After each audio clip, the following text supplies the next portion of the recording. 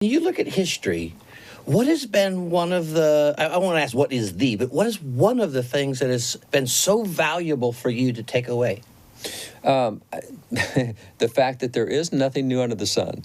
Right. I can put my hand on a stove and learn that I get burned if I do that. Right. Or I can read how people in history always did that, and I don't need to do that. I don't need to do that. There is wisdom to be there found. Is wisdom. And I laugh. I have a blast saying, oh my gosh, for example, President Trump has created this fake news kind of line, and so we all kind of know what fake news is now. Media made it up.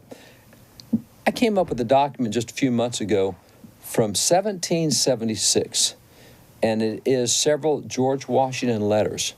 And in these letters in 1776, George Washington, in writing to his friends, says, I don't think God's going to bless what we're doing here. I don't think it's going to turn out well. What we're doing was immoral. We should never have separated from the king. It's the wrong thing. God can't bless. And he's going through all this stuff about how God's not going to bless what we're doing. Turned out that a newspaper editor in New York City made all those letters up and published them, all fake news, to discourage the American page. I go, oh my gosh, there's fake news back then. I mean, at first, when we looked at all the elections and how acrimonious they are, I was going, oh, it's terrible. It's getting worse and worse and worse and worse. And then I think spending some time with you and looking at the fullness of history, it's like, wait a minute. We're a bunch of wimps today. We're not even close to how nasty some of that stuff was way back then. And I think that's the biggest problem is who is actually fact-checking life to find out if what is being tossed out there is actually true. Yeah. We have so many people just accepting what is being presented without knowing where do I go and how do I check that out to see if it's true. And Thessalonians talks about how that you can believe a lie and be damned.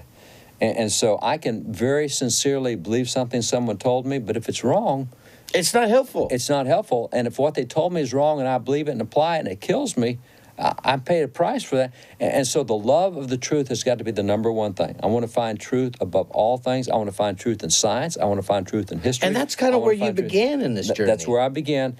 And if there is truth and what I've been taught is not in line with the truth, I need to change my opinion. I don't care how much I like my opinion. If it's not true, I have to give it up. Because you'll have to live your opinion. That's right. You will get the fruit of your opinion. Right. And that's where it's like, it's sort of, life has an inbred invitation to humility. Yeah.